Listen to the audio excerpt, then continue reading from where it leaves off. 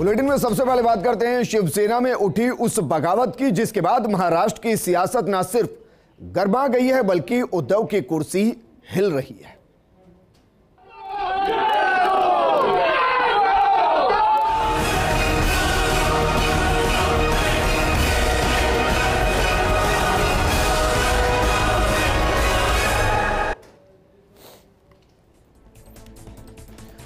बगावत की इस कड़ी में बड़ा बयान आया शिवसेना नेता संजय राउत का।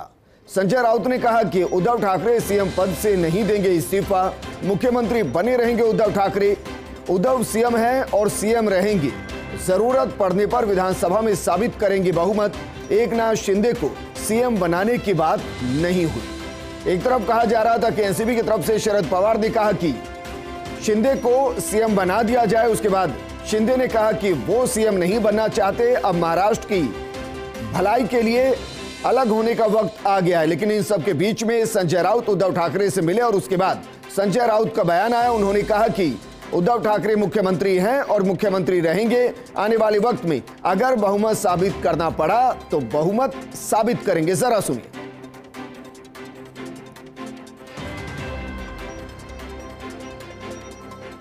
काही लोकांना वाटत असेल त्यांनी आपल्या निवेदनात सांगितलेलं आहे की ते मातोश्रीवरती का राहायला चाललेले आहे। मातोश्री हे मूळ स्थान आहे शिवसेना प्रमुखांचं आणि शिवसेनेचं। म्हणजे त्यांच्या पदाचा त्याग करता है नहीं, क्या एकनाथ शिंदे को मुख्यमंत्री के नहीं, ऐसी कोई बात नहीं हो गई है। मैं आपको बताता हूँ, ये आप गलत न्यूज चला रहे हो जी। पर मुख्यमंत्री उद्धव ठाकरे जी है और रहेंगे। इस्तीफा नहीं देने जा रहे हैं। फ्लोर ऑफ देखिए, फ्लोर ऑफ द हाउस पर अगर मौका मिला तो हम बहुमत सिद्ध करके दिखाएंगे।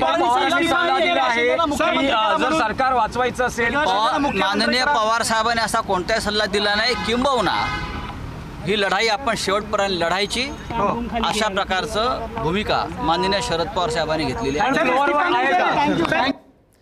2 दिन से सरकार बचा रहे उद्धव अब अपनी पार्टी बचाने की जुगत में है और बागी एकनाथ शिंदे के आगे बैकफुट पर नजर आ रहे हैं।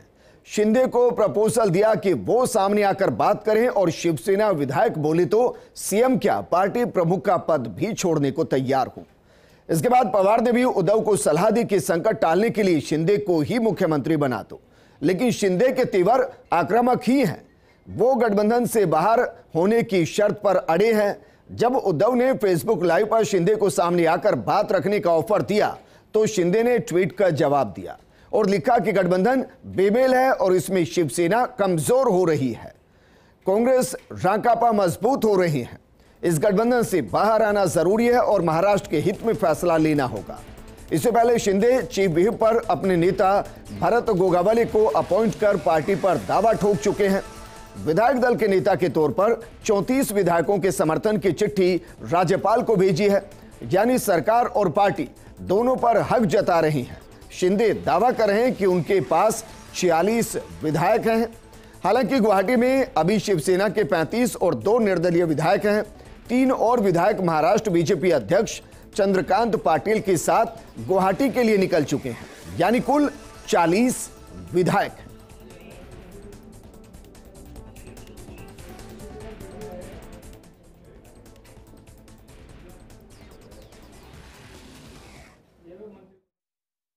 जो महाराष्ट्र में सरकार बनी थी वो है अननेचुरल थी, वो बन नहीं सकती क्योंकि शिवसेना का और कांग्रेस का अलायंस हो नहीं सकता था। लेकिन वो हुआ, बीच में उनमें झगड़े भी हुए, तो ये जो एंड हुआ है ये तो काफ़ी देर हो गई है। ये तो सड़ा हुआ फल टूटा है, ये फल तो सड़ चुका था क्योंकि ये बहुत ही गलत था, अनैतिक था, विचारहीन था। इसका एक ही विचार था कि हमें बीजेपी को आने से रोकना है और उद्धव ठाकरे ने सारी विचारधारा छोड़ी, सब कुछ छोड़ा। और जो नवनीत राणा के साथ बर्ताव हुआ वो इतना ख़राब हुआ, सारी मर्यादाएं जिस प्रकार से तोड़ी गई, जबकि मैंने नवनीत को आज तक मतलब टीवी पे ही देखा है। और इससे साबित होता है कि इस सरकार का कितना स्तर गिर चुका था और ये कितना दुरुपयोग कर रहे थे सत्ता का।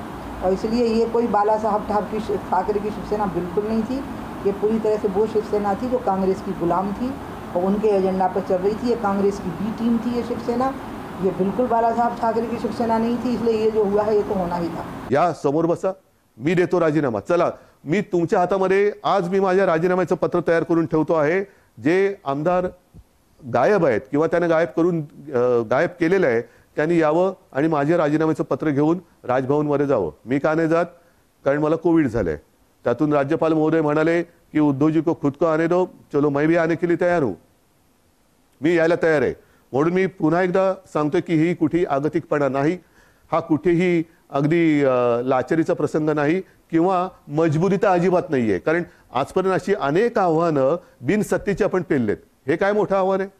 काय होईल जास्तीत जास्त? परत लढू.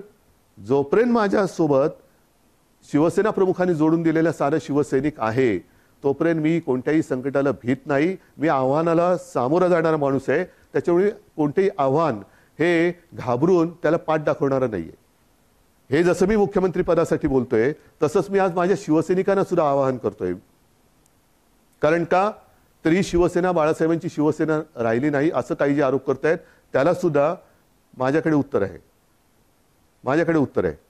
ज्या शिवसैनिकांना असं वाटत असेल की मी शिवसेनेचं नेतृत्व करायला नालायक आहे, चला मला सांगा, मी हेही पद सोडायला तयार आहे. या मुद्द्यावर हिंदुत्वाच्या शिवसेनेच्या आमदारांनी फारकत घेतले नाही. सत्तेसाठी असो वा राजकारणासाठी असो, हिंदुत्व जे बाळासाहेबांचं आहे ते कडवट हिंदुत्व ही भूमिका आम्ही सर्वजण पुढे घेऊन जातोय. आम्ही सर्व बाळासाहेबांचे कॉन्टेड सैनिक आहोत.